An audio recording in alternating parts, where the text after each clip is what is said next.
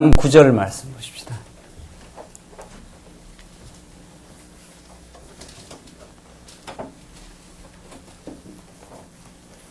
우리 하나님 말씀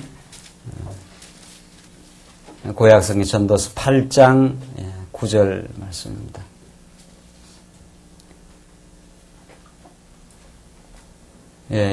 차이신 줄 알고 봉독 드리겠습니다. 전도서 8장 9절 말씀입니다.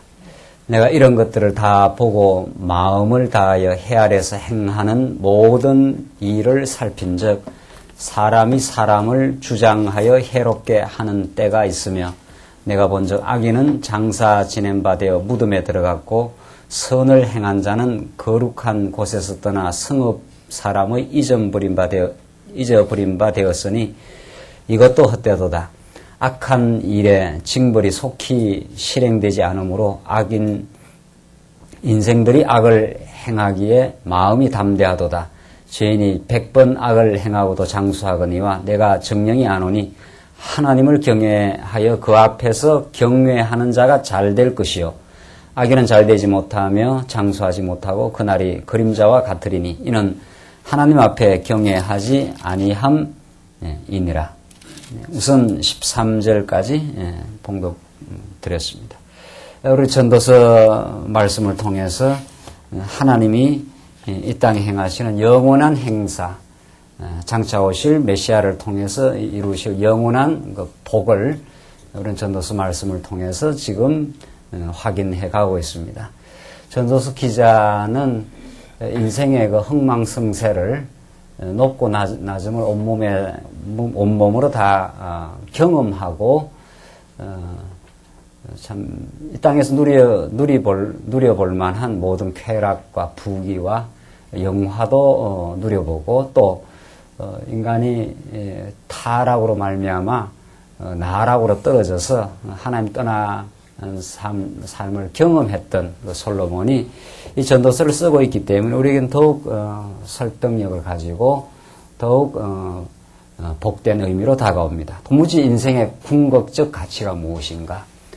이것을 전도서에 나타난 하나님의 영원성에 비추어서 우리들에게 가르쳐 주고 있습니다. 이런 전도서는 우리는 현실을 살아가는 육신을 가지고 있는 인생이기에 때로는 육신적으로 형통할 때 우리는 참 그것을 추구하며 그것을 기뻐할 때가 많고 또 육신적으로 공고하고 힘들 때 그것 때문에 우리 인생이 얼마나 망가진 듯한 느낌을 가지고 마음의 공고함을 가질 때가 실제로 있습니다.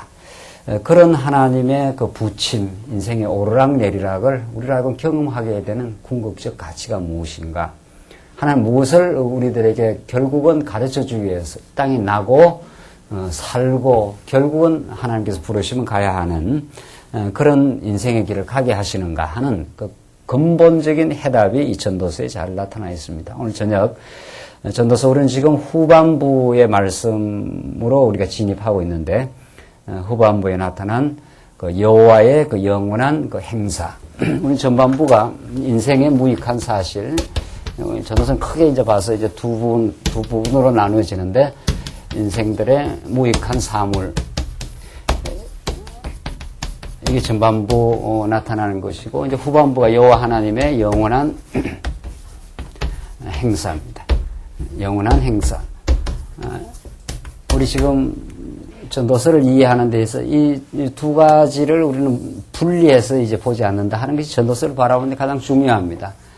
전도서를 잘못 읽게 되면은 이 앞부분과 뒷부분이 이렇게 따로 이렇게 떨어져서 이제 그 이해하는 경우에는 자칫하면 전도서의 그 본래적 의미가 깊이 들어오지 않습니다. 하나님은 이 두 가지의 사실을 종합해서 통합적으로 하나님의 영원한 뜻을 우리에게 가르쳐 줍니다. 하나님이 당신만이 영원하시고 우리 피조 인생은 하나님과의 그 관계 속에서라야 인생의 의미와 가치가 영원히 설정된다는 걸 깨닫게 하기 위해서 하나님과 무관한 인생의 자기 추구, 자기 탐욕의 추구를 경험하게 한 거죠. 솔로몬을 하여금 부귀도 가져보고 영화도 누려보고 장수해보려고 발버둥 쳐보고 쾌락도 즐겨보고 그 모든 것을 그것을 가지고 그것이 영원한 것처럼 해도 그것이 다 시작이 있으면 끝이 있고 그것이 참 인생에 충만한 가치로 다가오지 않음을 전도서 기자가 뼈저리게 깨닫고 우리가 이 땅에서 행하는 모든 것들 속에 하나님의 영원한 경륜을 깨달을 때라야 우리 신약에 사는 우리들에게는 아주 더 구체적으로 십자가의 언약대로 죽으시고 부활하시고 우리를 너무도 뜨겁게 사랑하는 그리스도 안에서라야 모든 것이 의미가 있다. 살든지 죽든지 의미가 있다. 라는 것이 지금 전도서의 그 핵심적 그 메시지입니다. 우리는 우리 오늘 9절부터 우리 지난 시간 이 후반부에 나타나는 경외하는 자의 형통을 가리키는데 이 후반부에도 여전히 인생의 그 무익한 그 헛된 수고를 간간히 늘 집어넣습니다. 크게 봐서는 이렇게 크게 나누어지지만 이 후반부에서도 하나님의 영원한 뜻을 깨달아가는 우리 과정 중에 얼마나 겉으로 볼 때 인생이 참 그 부조리한 현상들을 이 과정에서 삽입해 넣어가면서 전도서 기자는 우리들에게 설득력 있게 영원한 행사를 가르쳐 주는데 한번 보십시다. 9절 오늘 본문은 9절로 13절 악행의 이유 및 악인과 하나님을 경외하는 자의 결국을 이제 가르쳐 줍니다. 악행의 이유가 무엇이고 악인의 결국은 무엇이고 하나님을 경외하는 자의 결국은 무엇인가 이걸 밝혀주는데 9절을 봅시다. 내가 이런 것들을 다 보며 마음을 다하여 헤아려서 행하는 모든 일을 살핀 적 그렇게 되어 있습니다. 내가 이런 것들을 다 보고 마음을 다하여 그러니까 이 전도서 기자가 이 전도서를 기록하기까지 굉장히 많은 그 경험과 사색을 했다는 걸 알 수 있죠. 하나님의 그 계시의 말씀인데 이것이 그 하나님의 계시는 인간의 그 경험, 인간의 그 관찰, 이제 인간적 관찰, 이걸 모두 다 유기적으로 사용하셔서 하나님의 영원한 경륜을 드러내시는 거죠. 이제 그걸 우리가 어디에서 알 수 있는가 하면 이 구절에 보면 내가 이런 것들을 다 보고 이런 것들이 그 앞에 나오는 그 말씀인데 사람이 그 장래일을 도무지 알 길이 없다. 우리는 이렇게 되리라 생각하면 저렇게 되기도 하고 저렇게 되리라 하면 또 거꾸로 어떤 일이 발생하기도 하면서 인간이 인간의 그 자기 삶을 혹은 좀 크게 말하면 그 인간의 역사를 그 주장할 수 없다고 하는 것을 이 전도서 기자가 이제 이렇게 확인한 겁니다. 이 현실에서. 이게 왜 이렇게 될까? 이걸 이제 깨달아가면서 인간이 자기 삶의 역사의 주관자가 될 수 없구나 하는 것을 점점 이제 더 깊이 깨달아가는데 오늘 그 본문이 그런 그 경험적 사실을 토대로 그것을 사용하여 하나님의 영원한 이제 계시적 뜻이 드러나고 있습니다. 내가 이런 것들을 다 보고 마음을 다하여 헤아려서 행하는 모든 일을 살핀 적 사람이 사람을 주장하여 해롭게 하는 때가 있으며 이런 것들이 전부 아담 타락이요 하나님을 하나님답게 알지 못하는 그 하나님의 영원한 경륜을 알지 못하는 인생들의 그 허무한 일들. 우리는 예수 그리스도를 만나 그리스도 안에서 우리는 영생의 뜻을 이제 발견하게 되는데 그리스도를 만나 아담이 타락한 이후 그리스도를 이렇게 만나기 전에는 모든 인생들이 이 죄악 가운데 있는 거니까 죄라는 것은 하나님과 이제 관계가 멀어져 있다 이런 뜻이란 말이죠. 그러니까 결국은 예수 그리스도를 통해서 하나님의 언약대로 예수 그리스도를 보내주신 것은 죄에 빠진 인생으로 하여금 하나님을 알아 경외하게 하는 것. 그것이 인생이 바르게 서는 것, 의롭게 되는 것. 의라는 게 도덕적 개념하고는 너무 다른 거죠. 하나님과의 관계가 바르게 정립되는 것. 이게 이제 의인이 되는 겁니다. 하나님과의 관계가 정립될 때 진정으로 이웃과의 관계도 정립이 되는 것. 이렇게 되는 거죠.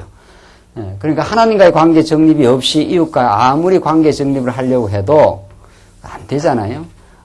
어떤 정치 철학으로도 계속 지금 우리나라도 뭐 대통령이 어때 시름이 끊질 날이 있겠어요? 이렇게 촛불 시위를 해대고 뭐 100일도 안 되는데 이렇게 청와대를 밀고 들어가려고 하니까 이게 이 세상은 어떤 경우에도 갈등을 인간 스스로가 해결할 수 없다는 것을 역사를 관찰해 보면은 우리 삶을 조금이라도 경험해 보면 그것이 분명하게 드러나는 거죠.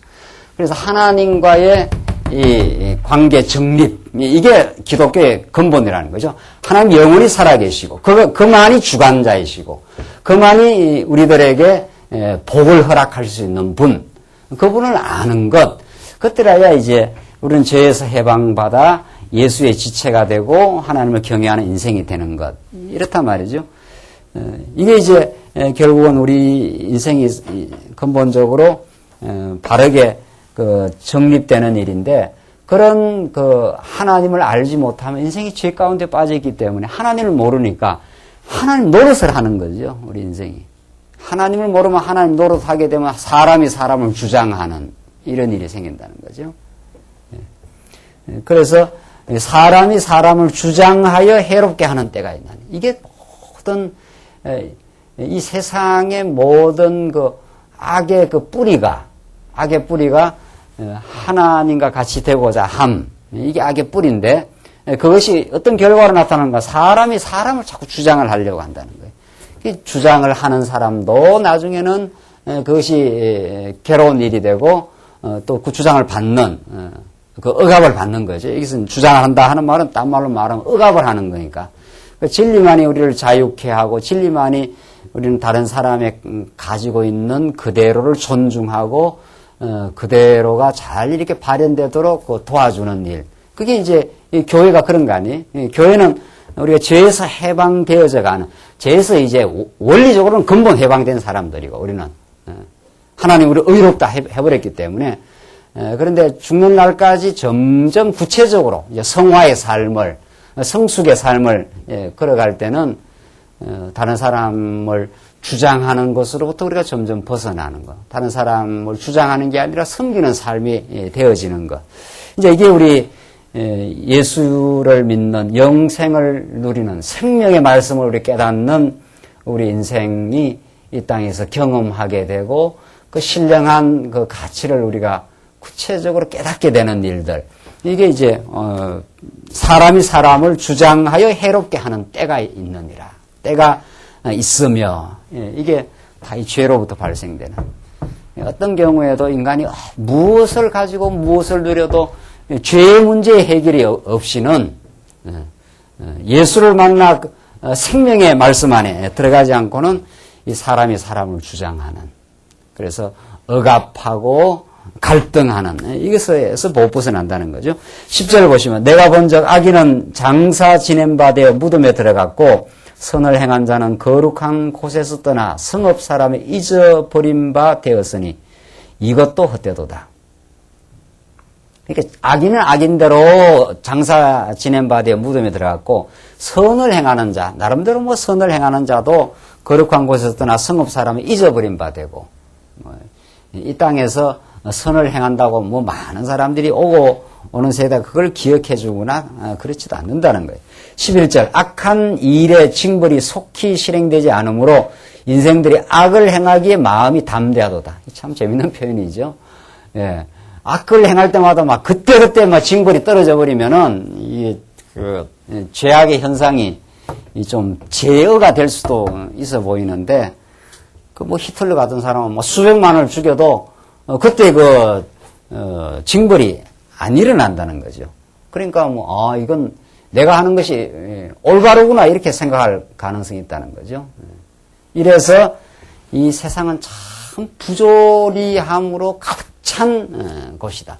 정말 하나님을 알지 못하면 까뮤라는 철학자이자 소설가가 이 세상이 부조리하기 때문에 나는 저항한다. 이 저항적 무신론을 말했지 않았어요? 정말 이 저항하지 않으면 억울해서 못 살겠다 말이죠. 왜 악을 행하는 사람들이 막 저가 하늘에서 불비하게 떨어져 죽어야 되는데 안 죽는다는 거예요. 그러니까 그리고 또 악을 행하는 사람은 누구도 자기가 악을 행한다고 생각하지 않는다는 이 놀라운 사실이 있습니다. 다른 사람이 보고 뭐 공동체가 볼 때 저건 악이라고 이렇게 참 도덕적인 악이다. 이 괴로움을 많이 만들어내는 일이라 그러지, 누구라도 인간은 자기가 하는 일을 정당화하고 합리화하는 죄악성이 있기 때문에 하나님과 같이 되고자 합니다. 있기 때문에 악을 행하고 자기가 악이라고 안 느낀다. 악이라고 느끼면 그거 하겠어요? 안 한다는 거예요. 이 땅에 모든 독재자들이 이 나라를 위해서 독재를 한다고 생각했지, 절대로 명분이 있는 일을 하지, 명분을 만들지 않고 악을 행하는 사람이 없습니다. 무슨 사람도 자기 변명거리가 있기 마련이라는 거죠. 그래서 인간은 예수를 진정으로 만나기 전에는 하나님 앞에 진정한 회개가 안 되게 되어 있습니다. 이게 여러분과 제가 이 빛 가운데 온 것은 우리 인간이 어쩔 수 없이 어떤 일을 살아가면서 합리화도 하고 변명도 하고 합니다. 이건 안 하는 인생이 없습니다. 그러다보다 하나님 말씀 앞에 이제 돌아오게 될 때 하나님 내가 하나님 자리 많이 올라가려고 하면서 변명도 하고 다른 사람을 주장하려고도 하고 했습니다. 이게 이제 깨달아지는 거거든요. 이게 교회의 자리입니다. 이게 신령한 자리라고 그럽니다. 이게. 그때라야 우리는 변명거리도 좀 사라지고 훨씬 하나님 앞에 있는 그대로 자기를 발견하게 되고 그때라야 우리는 십자가의 은혜를 드디어 경험하게 되는 그게 예수 믿는 사람의 복이요. 오늘 이렇게 말씀 앞으로 우리가 들어온 사람의 그 복입니다. 인생들이 악한 일에 징벌이 속히 안 내리고 징벌이 언제 내리는가? 어거스틴이 말했어요. 마지막에 하나님께서 심판하시려고 이 과정에서는 좀 이렇게 하나님 유보를 하셨다. 이 재밌는 표현이에요. 하나님 이때 심판하면 마지막 심판할 게 없잖아요. 그래서 너들 한번 실컷 한번 하나님 노릇 해봐라. 이제 이렇게 한 거죠. 그래서 이 징벌이 속히 그때 안 내려옵니다. 그래서 역사는 참 부조리하게 보여질 수밖에 없고 오히려 이 땅에서는 진리가 비진리에 의해서 당하는 듯한 그런 모습이 사실 나타납니다. 그건 2000년 교회사에서 이번에 로마도 가보고 했지만 얼마나 막 성 베드로 성당이 대단한 위세를 떨치는지 모릅니다. 그러니까 그게 진리라고 생각을 하지. 루터 같은 사람들 이리저리 쫓겨다니고 로만 가톨릭에 대해서 저항하면서 성경으로 돌아갑시다 했던 사람은 죽을 뻔했지 않았어요? 루터는 재판받아가지고 또 실제로 수많은 종교개혁자들이 세네 강변을 물들이면서 유고노들이 죽어나갔고 많이 죽어갔습니다. 종교개혁 이후에 많이 죽었습니다. 그렇기 때문에 만약 이 역사 자체에서 우리가 하나님의 심판과 의로움을 증명하려고 하면은 오히려 하나님이 죽은 것 같단 말이죠. 그래서 사신신학이 나오는 겁니다. 신이 있으면 이 역사를 의롭게 증명을 해봐라. 이렇게 되는 거죠. 신이 죽었거나 살아있어도 힘이 없으니까 그래서 지금 독일 신학자들은 하나님을 전능하다는 형용사를 쓰지 말자. 지금 이렇게까지 나와요. 이미 신학자들 입에서 하나님이 전능하면 왜 2차 세계대전, 2차 세계대전이 일어나고 계속해서 지금 지금 지진이 일어나가지고 무고한 사람들이 8만 명씩 죽고 말이지. 그 중에 예수 믿은 사람도 있을 거 아니에요? 예수 안 믿은 사람만 죽었으면 또 하나님이 부택자를 진멸했다고 하더라도 이 역사 안에서 모든 게 해결 안 된다는 거죠. 역사 안에서 현상적으로 봐서는 오히려 부조리하고 참 어려운 일들이 많이 생기는데 하나님은 그런 부조리함 속에서 마음 상하고 고통받는 하나님의 택한 백성들을 찾으시고 거기서 하늘의 위로를 주시는 분이 이게 하나님이 행하시는 이 땅에 행하시는 일입니다. 예수님이 이 땅에 오셨을 때도 그래요. 그 당시 기득권 종교 세력들이 그들이 자기들이 율법을 지킨다고 착각하고 그들이 모든 의로움을 주장하고 세리와 창기들이 어려움을 겪었지 않았어요? 자기들은 의롭다고 저 사람들은 다 불의한 죄인이라. 그 예수님께서 마태와 함께 하시고 세리들과 먹고 마시고 너희들보다 세리와 창기가 먼저 하늘나라에 가 있으리라. 이게 정말 사실은 모든 인생이 다 죄인인데 자기를 의롭다고 착각하는 인생이 있는 거죠. 그러니까 오히려 우리가 죄인임을 발견하고 우리의 영생의 주관자이신 예수를 우리가 깨닫는 것. 이것이 이 땅의 부조리한 현실을 바라보면서 우리가 새 힘을 얻고 정말 진리 안에 살아가면서 때로는 비진리가 득세하는 이런 세상 속에서 우리가 흔들림 없이 전진할 수 있는 유일한 그 힘은 위로부터 내려오는 복음. 하나님께서 마음이 상한 자를 찾으시고 오히려 죄인들을 불러러 오시고 그 죄인들을 의롭다 하시고 세상이 알지 못하는 거룩하고 신령한 길을 가게 하시는 그런 하나님의 그 섭리. 그게 우리 교회와 함께 하십니다. 그게 오늘날 우리 교회와. 그래서 교회는 언제나 그런 그 좁은 길을 걸어가면서도 참 세상이 알지 못하는 기쁨과 하늘의 그 감사를 우리가 가질 수 있는 것은 이런 그 부조리함을 넘어서 있는 정말 진정한 하나님의 영원한 통치, 영원히 우리를 궁극적으로 사랑하시는 하나님, 그 안에서 우리는 그 실제 마음의 새 힘을 얻을 수 있다는 거죠. 12절 봅시다. 죄인이 100번 악을 행하고도 장수하거니와 내가 정령이 아노니 하나님을 경외하여 그 앞에서 경외하는 자가 잘 될 것이요. 그러니까 이 앞에 말하고도 계속 이어져요. 악인의 징벌이 속히 임하면은 악을 안 행할 거 아니냐. 이게 다 이 세상에 살면서의 고민입니다. 조금 진지하게 살려고 하는 사람들이. 그 뒤에 12절도 마찬가지요. 죄인이 100번 악을 행하고도 장수하거니와. 김일성이 상당히 오래 살았죠? 예. 김일성 상당히 오래 살은 것 같아요. 내가 몇 살 때 살다 죽은지 모르겠는데, 뭐, 죽긴 죽었지만은, 뭐, 누구나 다 죽는 거지만, 김일성 한 사람은 빨리 죽는다든가, 이렇게 해야 되는데, 안 그런다는 거예요. 죄인이 100번 악을 행하고도 길이길이 오래 산다는 거예요. 그러나 오히려 뭐, 의인이라고, 뭐, 예수 믿는 사람도 빨리 죽을 수도 있고, 그러니까, 이렇게, 이 땅에서는 어떤 행위에 따라서 그 결과가 딱 보장되는 그런 법이 없다는 거예요. 인과응보라는 것이 안 먹혀 들어간다 이런 뜻입니다. 인과응보라는 것이 뭐 현상적으로 잘 볼 때 잘 되면은 뭐 잘 돼야 될 것 같은데 그렇게 안 된다는 거예요. 그래서 지금 전도서 기자는 내가 정령이 아노니 있지 않았어요? 참으로 내가 아는 것은 하나님을 경외하여 그 앞에서 경외하는 자가 잘 될 것이요. 이게 이제 하나님 경외. 이것이 진짜 잘 되는 일이다. 이때 우리 지난 시간에도 말했잖아요. 이 잘 된다는 개념이 인간 중심적 이 잘 되는 개념이 아니라 하나님 중심적. 정말 하나님을 경외하게 되는 인생은 하나님께 때로는 좀 낮추셔도 더 하나님을 그것이 의지하는 참 소중한 시간으로 그 낮아짐의 시간을 이제 우리는 받아들이게 되잖아요. 뭐 인생이 공고가 찾아오고 내 뜻대로 어떤 일이 안 되고 장애물에 봉착하고 이게 다 우리로 하여금 그 생각하는 시간을 주시는 거니까 뭐 그게 우리 예수 믿는 사람이 얼마나 복됩니까? 이 세상이 워낙에 바빠가지고 말이죠.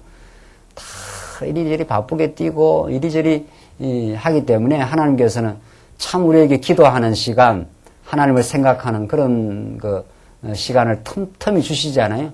그것이 우리의 계획이 무너지고 우리가 마음이 때로는 어려운 일을 겪어서 상하고 이게 하나님 이런 일을 통해서 하나님을 기억하게 하시고 하나님이 우리의 인생을 돌아보게 하는 시간으로 주셨습니다. 이렇게 되는 거죠. 그게 참 우리 인생이 가지게 되는 우리 예수 믿는 사람만이 가지게 된 특권입니다. 또 뭐 하나님께서 경통을 주시면은 그 형통 속에서 하나님을 찬양하고 그 형통이 자신을 위해서 준 것이 아니다. 이런 또 생각을 우리 예수 믿는 사람은 가지지 않아요? 형통을 통해서 우리 고난받고 고통받고 지금도 흔들리는 영혼들을 위한 시간이요. 그런 물질이요. 그런 여유라고 우리가 그렇게 받아들일 때 그것도 참 복된 그 인생이고 그래서 정말 우리가 하나님을 경외하는 것 이게 지혜의 근본인데 그때라야 참으로 우리의 형편이 이러든 저러든 우리는 신앙적 복을 누리게 된다. 이게 뭐 전도서의 중간 결론이 이게 전도서 우리 마지막 12장입니까? 12장까지 가서 마지막에 일의 결국을 다 들었으니 이 전도서가 참 인생의 모든 그 관찰을 예리하게 한 거거든요. 드러난 현실들을. 그러면서 일의 결국을 다 들었으니 하나님을 경외하고 그 명령을 지킬지어다. 이것이 사람의 본분이에요. 이게 전도서 결론 아닙니까?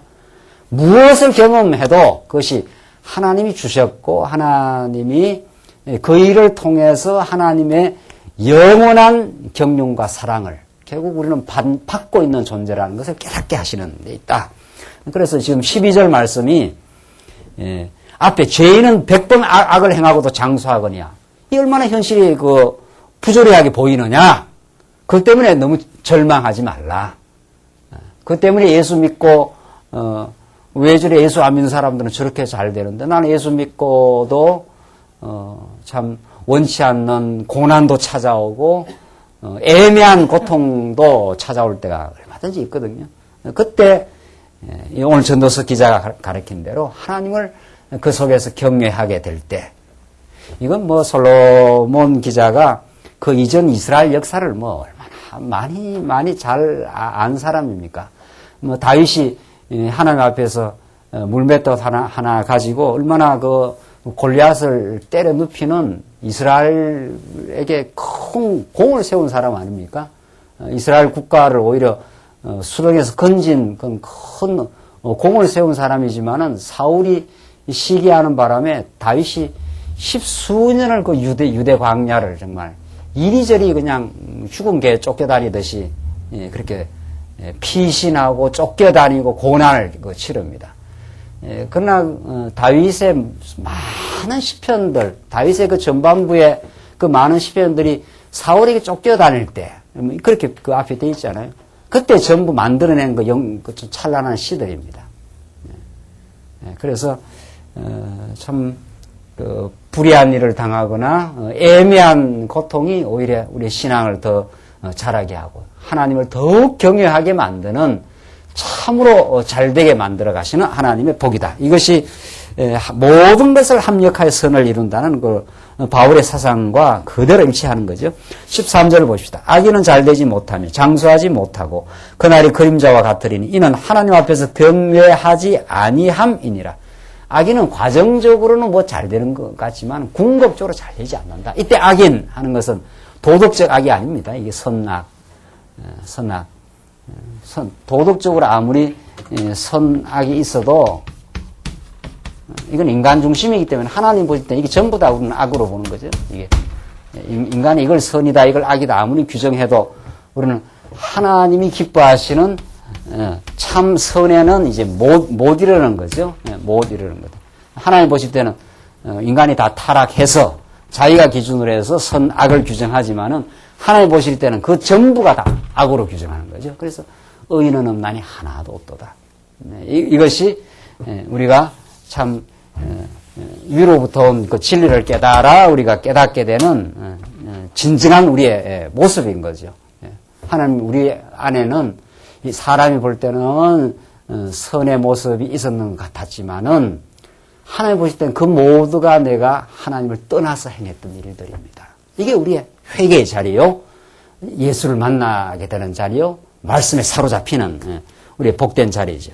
그래서 정말 이때 악인 했을 때는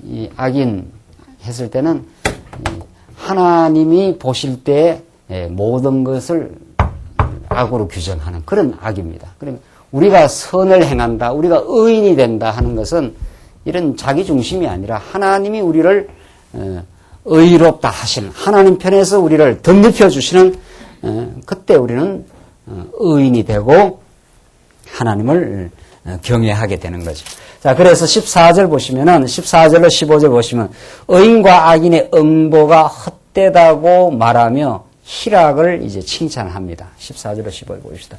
세상에 행하는 헛된 일이 있나니 곧 악인의 행위대로 받는 의인도 있고 의인의 행위대로 받는 악인도 있는 것이라. 이렇게 뒤죽박죽이다 이런 뜻입니다.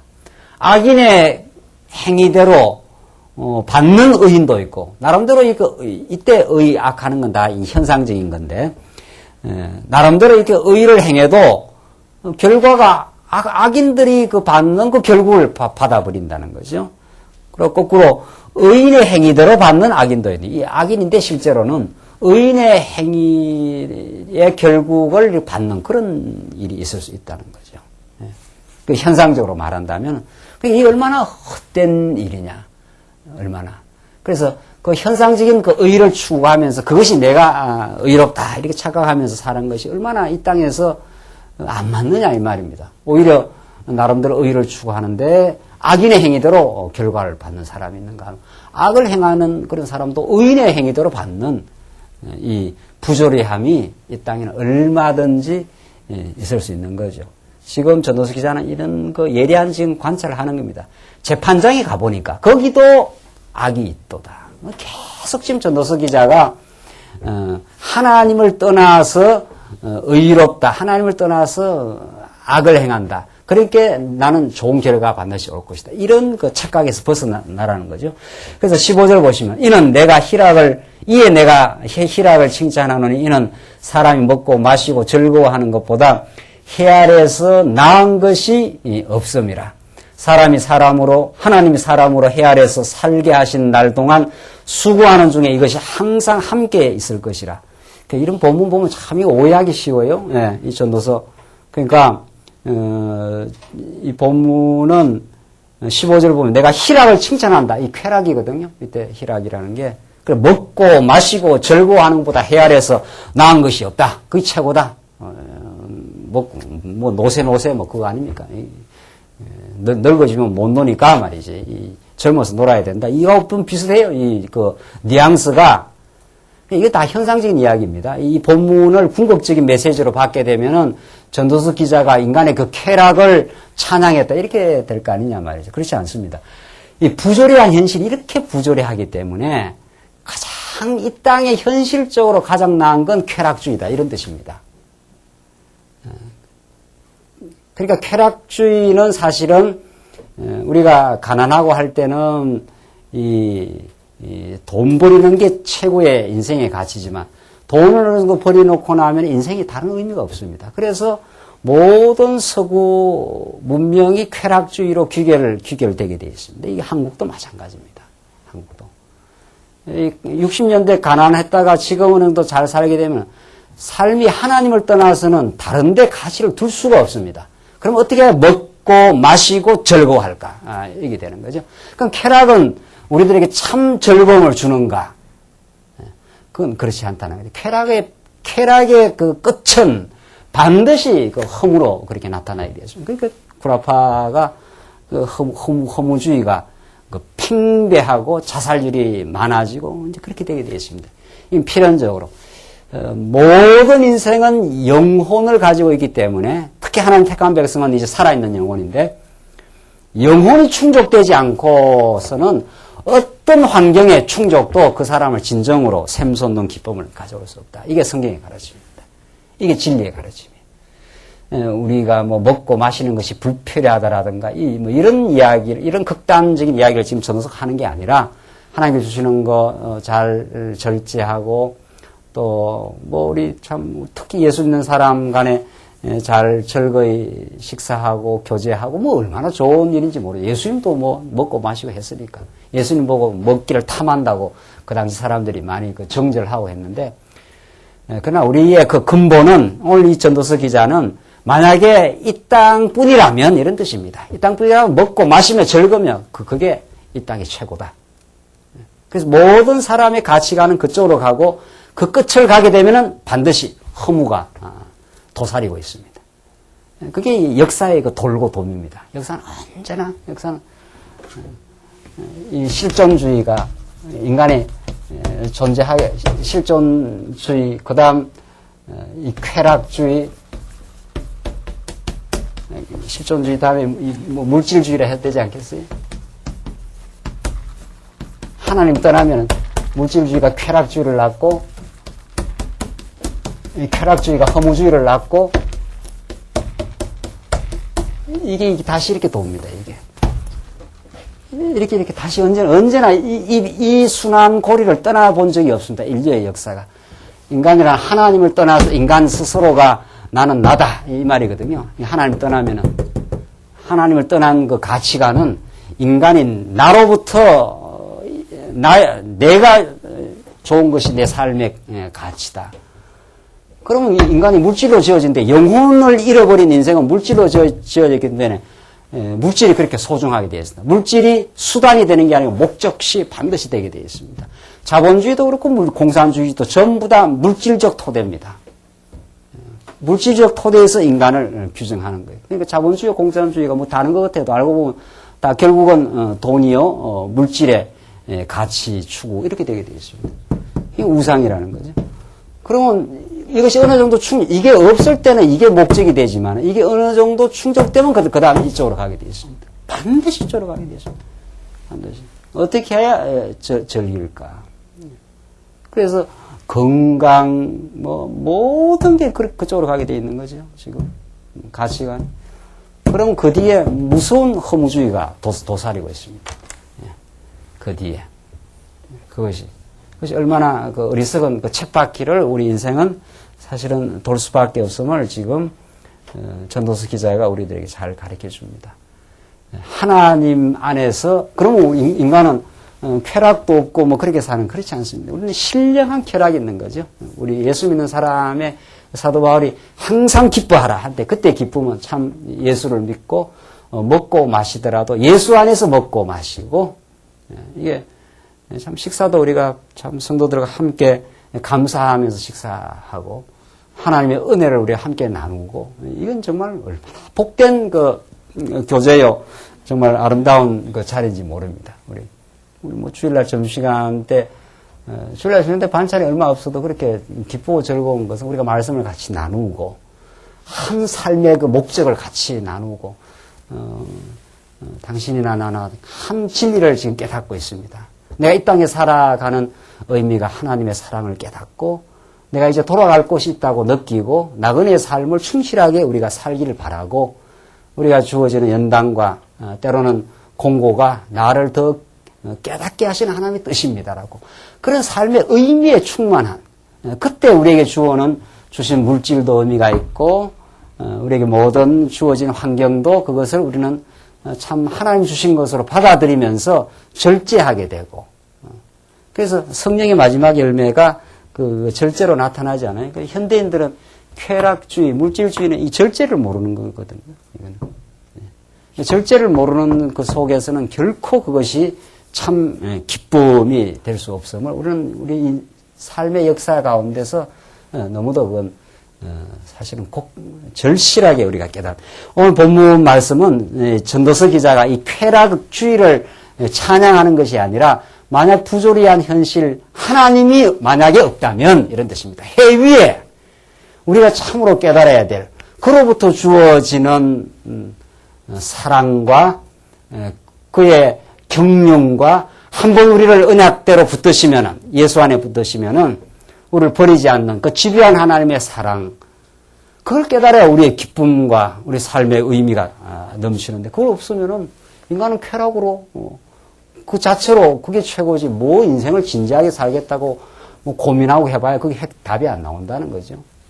그래서 이 전도서 기자는 진정으로 하나님 안에서 그 인생의 본분을 정리해 가는 것을 지금 결국은 결론을 그렇게 지금 맺어가기 위한 지금 과정적 설명을 지금 계속 해 나가고 있는 겁니다. 16절 봅시다. 16절 보시면은 8장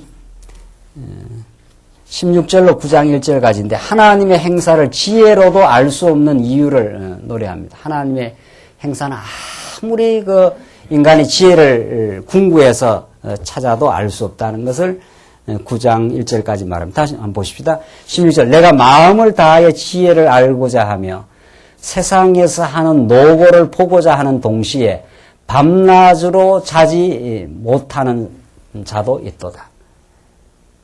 그러니까 이 마음을 다하여 지혜를 알고자 하며, 이때 지혜는 인생의 궁극적 의미와 가치가 무엇인가, 이걸 찾기를 원하는 그 나름대로의 그 진지한 노력입니다. 그래서 밤낮으로 자지 못하는 사람도 있도다. 그렇게 삶의 가치가 무엇인가, 그것을 찾기 위해서 몸부림치는 사람들이 있다는 거죠. 그런데 17절, 하나님의 모든 행사를 살펴보니 해 아래서 하시는 일을 사람이 능히 깨달을 수 없도다. 하나님이 행하시는 일을, 그 궁극적 가치를 사람이 능 깨달을 수가 없다. 그래서 이 진리는 결국은 진리는 위로부터 우리 내려오는 것을 이 계시라 하고 하나님으로부터 내려오는 계시. 인간이 나름대로 진리를 찾고자 하는 것을 이제 인간의 이성이나 이제 경험으로. 그러니까 인간이 위로부터 계시의 진리를 깨닫지 못한 인간이 이성으로 이렇게 인간의 삶이 무엇인가 이렇게 이 합리론이라 그러잖아요. 이건 경험론입니다. 많은 이 경험을 거쳐보고 삶에 어떤 의미가 있을 것이다 이렇게 찾으려고 하는데 이거는 아무리 해도 안 된다. 이 노력으로는 아무리 몸부림쳐도 소크라테스가 너 자신을 알라 이것이 2000몇백 년 전입니까? 500~600년 전 주전 지금도 너 자신을 찾고자 하는 철학적 탐구는 해답 없이 계속 묻고만 있는 거죠. 학문이라는 것은 묻는 것을 배우는 것이다. 뭐 이런 뜻입니다. 학문을 추구한다. 배운다. 이거 질문하는 법을 배우는 것이지 해답은 지금까지 없습니다. 그래도 학문을 한다, 철학을 한다 했을 때는 질문 안 하는 사람보다는 조금 이렇게 자기를 이렇게 반성하는 기미는 있는 거죠.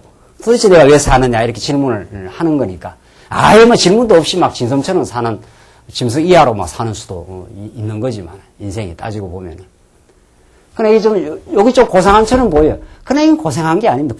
궁극적으로 봐서는 이거야말로 인본주의요. 이거야말로 인간이 자기 노력으로 진리를 찾겠다는 건데 하나님 보실 때는 하늘에서 보고 웃으시며 그렇게 되게 되어 있습니다. 모든 인간적 몸부림이 위로부터의 그 계시의 말씀, 하나님이 어떤 분이라는 걸 우리에게 찾아오셔서 가르쳐 주시고 언약의 방식으로 당신의 능력을 보여주시는, 그래서 우리가 성경 하는 거 아닙니까, 이게. 오늘 전도석 기자가 아무리 찾으려고 발부둥 쳐도 사람이 능히 깨달을 수 없도다. 그냥 질문만 남고 끝난다는 거예요. 나는 도대체 누구인가? 한 번도 인간이 자기를 올바르게 규정할 수가 없는 거죠. 왜냐하면 인간을 지으신 하나님 앞에서 서야 하나님이 나를 지으셨습니다. 피조물인데 그래야 이게 자기 정체성을 규정할 수 있지 않아요? 그럼 하나님 왜 지었습니까? 이렇게 물으면 하나님은 우리에게 내가 은혜의 영광을 너에게 가르쳐주고 그 은혜를 무한히 찬양하게 하려고 너는 나의 찬양하는 존재로 나가 너를 만들었다. 이렇게 성경에서 해답을 받아야 우리가 오늘 사는 의미가 있다는 거죠.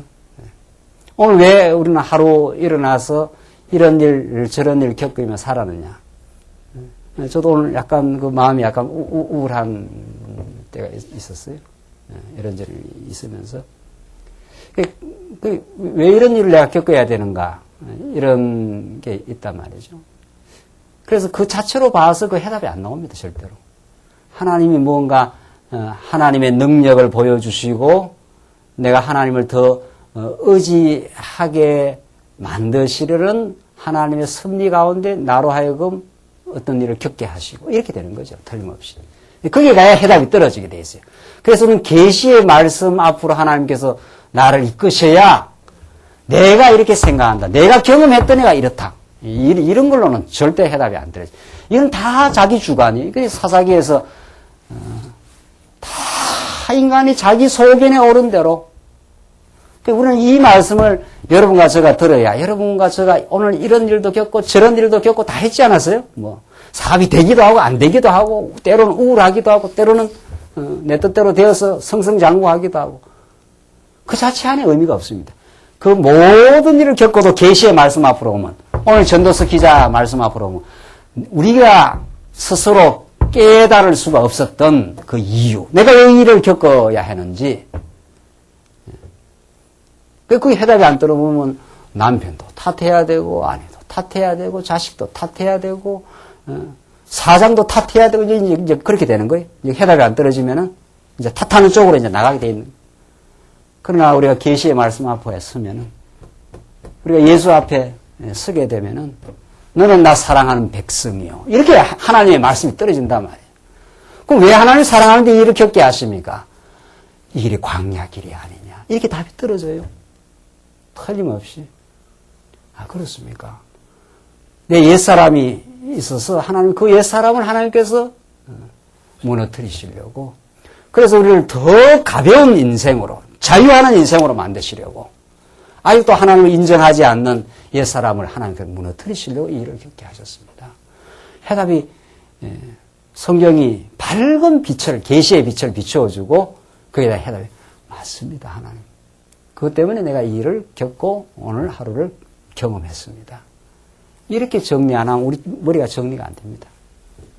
어떤 것도 이걸로는 정리 안 됩니다. 그래서 오늘 우리 지금 전도서 기자가 정말 사람이 능히 깨달을 수 없도다. 사람 스스로는 깨달았다 하는 것이 다 오답을 가지고 있는 거예요. 정답을 가지고 있는 게 아니란 말이죠. 다 자기 나름대로의 주관을 가지고. 그래서 사람이 사람을 주장하게 되고 앞에서 나온 대로 사람이 아무리 애써 궁구할지라도 능히 깨닫지 못하나니 애써 궁구할지라도 능히 깨닫지 못한다. 비록 지혜자가 아노라 할지라도 능히 깨닫지 못하리로다. 그걸 누가 알겠느냐? 내가 이 땅에 왜 사는지를, 왜 어떤 일을 겪었는지를 아무도 모른다. 9절 보시면 내가 마음을 다해 이 모든 일을 궁구하며 살펴보니, 이 궁구라는 것은 막 끝까지 탐구를 한다 이 말 아닙니까? 궁이라는 건 무궁하다 이런 뜻이니까 막 끝까지 한번 야 내가 이를 왜 겪었을까? 이 세상이 왜 이렇게 돌아갈까? 뭐 이런 걸 다 살펴본 적 의인과 지혜자나 그들의 행하는 일이나 다 하나님의 뭐라 그랬습니까? 손에 있으니 이게 전도서의 답입니다.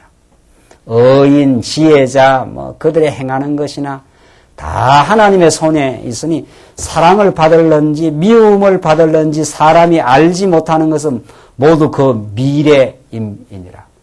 사람은 자기 일이 어떻게 진행될지를 아무도 알 길이 없고 하나님의 장중에 모든 것이 붙들려 있다. 이것이 지금 전도서 기자가 미래를 예측하려 하고 점을 치려고 하고 모든 학문도 사실은 미래를 점치려고 하는 것이고 그렇게 해서 내 앞길의 행로를 내가 통제하려고 하는 모든 인간적 발버둥입니다. 다 모든 것들이 돈을 많이 벌이려고 하는 것도 내가 내 미래를 내가 통제해서 내가 내 안정을 추구하고 그래요. 그러니까 인간의 모든 행위가 하나님을 떠난 모든 행위는 하나님 없이 내가 스스로 안전 보장을 하겠다. 그런 뜻인 거죠. 하나님이 위에서 보시고 그걸 한번 흔들어 놓는 거죠. 그것을 가끔 흔들어 놔요. 우리에게. 아무리 우리가 몸부림쳐도 하나님이 한번 흔들어 놓으면은 우리는 하나님의 손에 의해서 우리의 생명이 달려 있고 하나님의 작정과 주관에 의해서 모든 것이 간다라는 것을 우리가 깨달으면서 이 솔로몬 기자는 이스라엘 역사가 참으로 하나님의 작정하심을 이루어가기 위해서 이스라엘 백성들을 약속대로 가나안 땅 인도하기 위해서 자기 스스로의 능력으로는 나올 수 없다는 걸 깨닫게 하기 위해서 400년 애굽에다 종살이를 시키신 하나님.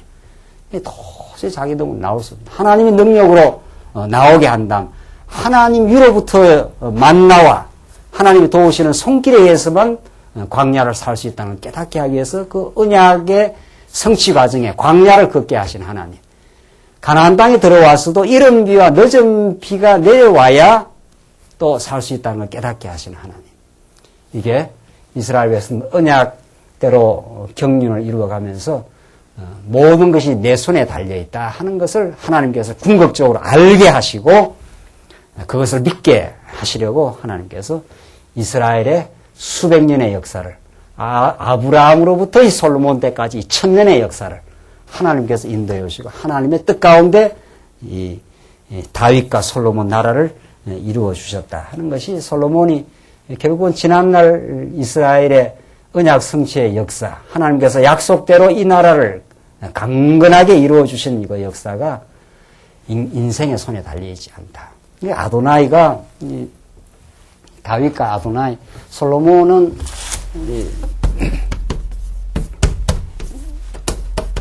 아도니아, 이 솔로몬은 이 엉터리 인간적으로 말하면은 바세바에서 난 자녀거든요. 아도니아가 이게 적통입니다. 그러니까 이게 사실은 다윗 왕의 계보는 아도니아가 이어가는 것이 맞아 보인단 말이죠. 그러나 하나님께서는 솔로몬, 바세바의 몸에서 난 솔로몬을 통해서 하나님께서 당신의 언약의 계보를 이루어 가기를 작정하시고, 이 인간적으로 도덕적으로만 말한다면 형편없는 이 계보인 거죠. 솔로몬은 사실은 다윗이 가장 일생일대 정말 이 인간적으로 말하면 그 얼룩진 가장 인생의 얼룩진 모습을 통해서 솔로몬이 출현합니다. 이게 하나님의 약속된 왕이 실현되는 자리예요. 이거야말로 놀라운 하나님의 복음이 아닐 수가 없습니다. 그러니까 아도니아가 자기가 왕이 될 생각을 인간적으로 할 수 있는 거죠. 그러니까 얼마든지 솔로몬에 비해서는. 그래서 아도니아가 사람을 끌고 나와가지고 자기가 왕이라 이렇게 왕 만세를 불러버리잖아요. 하나님이 그걸 허락하지 않습니다. 하나님 그걸 허락하지 않아요. 하나님이 솔로몬에게 작정해놨기 때문에 아도니아가 자기가 스스로 왕이 되려고 아무리 발버둥치고 사람들을 끌고 나와서 설득하고 해서 왕이여 만세하고 우리 열왕기상 앞에서 나오잖아요. 그렇게 불렀어도 하나님은 솔로몬에게 작정해 있었기 때문에 그 왕통이 아도니아에게 가지 않습니다.